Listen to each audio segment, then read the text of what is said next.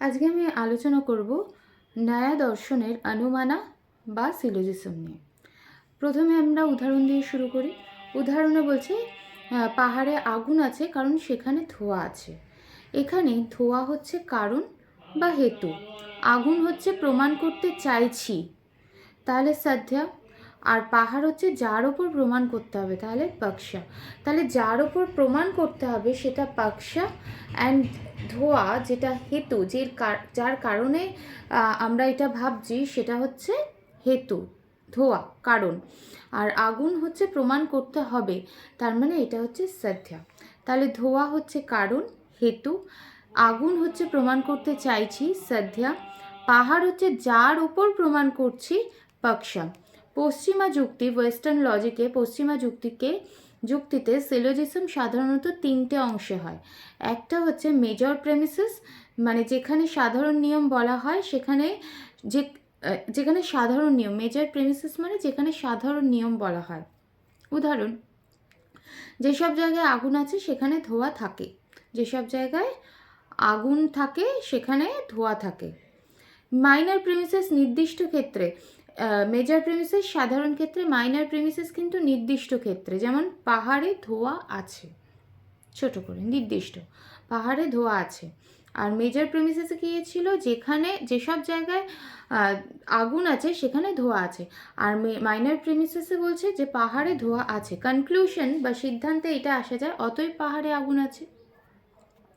তাহলে major premises হচ্ছে যেসব জায়গায় আগুন আছে সেখানে ধোঁয়া আছে। মাইনর প্রেমিসেসে পাহাড়ে ধোঁয়া আছে, কনক্লুশন অতএব পাহাড়ে আগুন আছে।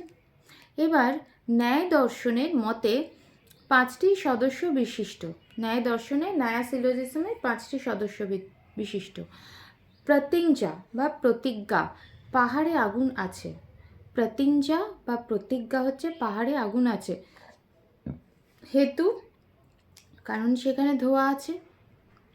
উদাহরণ, যেখানে আগুন থাকে সেখানে ধোঁয়া থাকে, যেমন রান্নাঘরে। উপনয়া, পাহাড়ে ধোঁয়া আছে। নিগমনা, অতএব পাহাড়ে আগুন আছে। তাহলে প্রতিজ্ঞা বা প্রত্যক্ষ কি করা হয়েছে না, পাহাড়ে আগুন আছে, এটা প্রমাণ করতে হবে। হেতু হচ্ছে কারণ পাহাড়ে ধোঁয়া আছে, হেতু বা কারণ। উদাহরণ হচ্ছে যেখানে আগুন থাকে সেখানে ধোঁয়া থাকে, যেমন রান্নাঘরে রান্নাঘরে আগুন আছে মানে ধোঁয়া আছে। উপনয়া হচ্ছে পাহাড়ে ধোঁয়া আছে। নিগমনা হচ্ছে কনক্লুশন, অতএব পাহাড়ে আগুন আছে। এবার ভট্ট ও মীমাংসকের মতে, ভট্টরা বলেন সিলোজিজম তিনটে অংশে, প্রতিজ্ঞা বা প্রতিজ্ঞা, হেতু এবং উদাহরণ। ভট্ট বা মীমাংসারা বলে। মীমাংসকেরা ও তিনটি অংশে মানেন, উদাহরণ দিয়ে শেষ বা শুরু বা শেষ, উদাহরণ দিয়ে শুরু এবং উদাহরণ দিয়ে শেষ।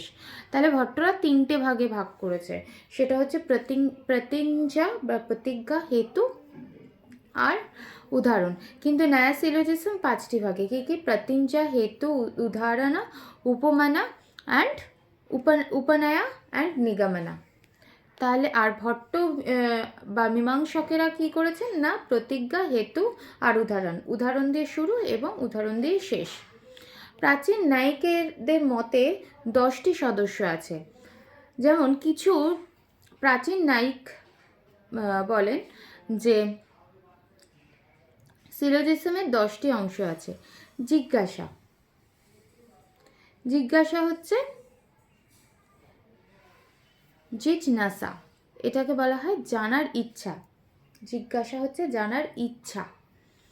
সংশয়, সংশয়া মানে সন্দেহ।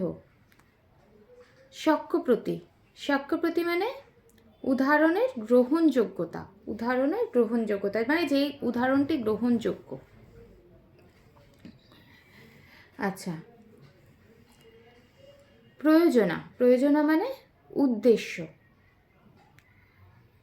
সংশয় বুদাস, সংশয়া বুদাসা মানে সংশয় দূর করা।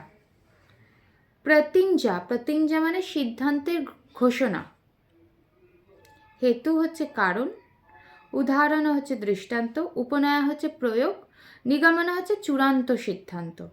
তাহলে প্রাচীন নায়িকের মতে আবার 10টা সদস্য ছিল, নয়া নায়িকের মধ্যে ছিল 5টা এবং ভট্ট মীমাংসাদের মধ্যে 3টে। কিন্তু ওল্ড বা পুরনো প্রাচীন নায়িক বা নয়া সিলোজিজম ছিল 10টা সদস্য। কি কি না, জিজ্ঞাসা, সংশয়, সাক্ষ্য প্রতীক মানে উদাহরণের গ্রহণযোগ্যতা, প্রয়োজন, সংশয় বুদ্ধাস, প্রতিঞ্জা, হেতু, উদাহরণ, উপনয়, নিগমন। এবার হেতুর 5টি লক্ষণ আছে। একটি সঠিক হেতুর 5টি গুণ থাকতেই হবে। কি না, পক্ষ ধর্মতা, হেতু পক্ষ এ থাকতে হবে, হেতুর পক্ষ থাকতে হবে। সপক্ষে উপস্থিতি মানে সপক্ষ, যেখানে সাধ্য আছে সেখানে হেতুও থাকবে। সাধ্য মানে মিডল টার্ম অ্যান্ড হেতু দুটো থাকবে। এবং পক্ষ থাকতে হবে, পক্ষ থাকতে হবে, সাধ্য থাকতে হবে। নাম্বার 3, বিপক্ষে অনুপস্থিতি, বিপক্ষ মানে যেখানে সাধ্য নেই সেখানে হেতু থাকবে না, মানে যেখানে সাধ্য থাকবে না সেখানে হেতু থাকবে না। মানে মূল পয়েন্ট হচ্ছে একটা, যে হেতুও থাকতে, এই সাধ্যও থাকতে হবে, পক্ষও থাকতে হবে। পক্ষের সাথে বিরোধী হবে না, পক্ষের সাথে ম্যাচ করতে হবে, সাধ্যের সাথেও ম্যাচ করতে হবে। এবং অন্য প্রমাণ দ্বারা খণ্ডিত হবে না, মানে অন্য কোনো প্রমাণ দ্বারা সেটাকে আবার বিশ্লেষণ করা যাবে না। সাধ্য এবং পক্ষের সাথেই হেতুকে রিলেট করতে হবে বা একই হতে হবে। এবার গুরুত্বপূর্ণ কিছু শব্দ আমি আলোচনা করছি। সাধ্য, যেটা প্রমাণ করতে চাই। সাধ্য হচ্ছে আমি যেটা প্রমাণ করতে চাই। সাধ্য। পক্ষ হচ্ছে যে বস্তুর ওপর প্রমাণ করছি। আচ্ছা, এখানে আমি বলছি, এখানে সাধ্য কি ছিল না, সাধ্য ছিল প্রমাণ করতে চাইছি মানে আগুন। কারণ কি ছিল, ধোঁয়া ছিল। এবং কার ওপর প্রমাণ করতে চাইছি, পাহাড়ের ওপর। তাহলে সাধ্য হচ্ছে যেটা প্রমাণ করতে চাইছি, আগুন। পক্ষ হচ্ছে যে বিষয়ের ওপর প্রমাণ করতে চাইছি মানে পাহাড়। সপক্ষ হচ্ছে যেখানে একই রকম উদাহরণ আছে, সেটা রান্নাঘর হতে পারে। বিপক্ষ হচ্ছে যেখানে বিপরীত উদাহরণ আছে। ব্যাপ্তি হচ্ছে হেতু এবং সাধ্যের মধ্যে অবিচ্ছেদ্য সম্পর্ক, মানে হেতু এবং ব্যাপ্তি দুটোই একই হতে হবে। এই যে অবিচ্ছেদ্য সম্পর্ক সেটাকে বলা হয় ব্যাপ্তি। অর্থাৎ যেখানে ধোঁয়া আছে সেখানে অবশ্যই আগুন আছে, এই সার্বজনীন সম্পর্কটি ব্যাপ্তি। এবার অনুমান। অনুমান হলো পরোক্ষ জ্ঞান, ইনডিরেক্ট নলেজ। অনুমান হচ্ছে পরোক্ষ জ্ঞান, ডিরেক্ট নয়, ইনডিরেক্ট। অনুমান হচ্ছে ইনডিরেক্ট নলেজ, এটা সরাসরি নয়। অনুমান এবং প্রত্যক্ষর মধ্যে কিছু পার্থক্য। অনুমান হচ্ছে প্রত্যক্ষ জ্ঞান, পরোক্ষ জ্ঞান। অনুমান হচ্ছে পরোক্ষ জ্ঞান, কিন্তু প্রত্যক্ষ বা প্রত্যক্ষ হচ্ছে প্রত্যক্ষ জ্ঞান। আগুন, অনুমান হচ্ছে ধোঁয়া দেখে আগুন বোঝা যায়, অনুমান ধোঁয়া আছে মানে আগুন আছে। প্রত্যক্ষ হচ্ছে চোখে আগুন দেখা, মানে তুমি প্রত্যক্ষ করছো চোখে আগুন আছে, তার মানে ডিরেক্ট বা প্রত্যক্ষ, এটাকে প্রত্যক্ষ বলা হয়। আর অনুমান হচ্ছে ধোঁয়া আছে মানে আগুন আছে এবং সেটা সরাসরি না, পরোক্ষ, সেটাকে বলছি আমি অনুমান।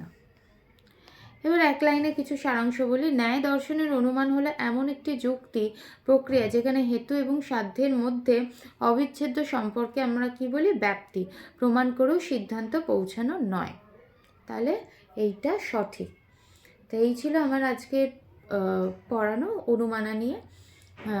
তো পরের ভিডিও আমি আরও কিছু আলোচনা করছি। এবার এই নেট সংক্রান্ত কিছু নোটস বা পড়তে চাইলে আমার ডেসক্রিপশনে দেওয়া নাম্বারে আমার সঙ্গে যোগাযোগ করবেন। নমস্কার।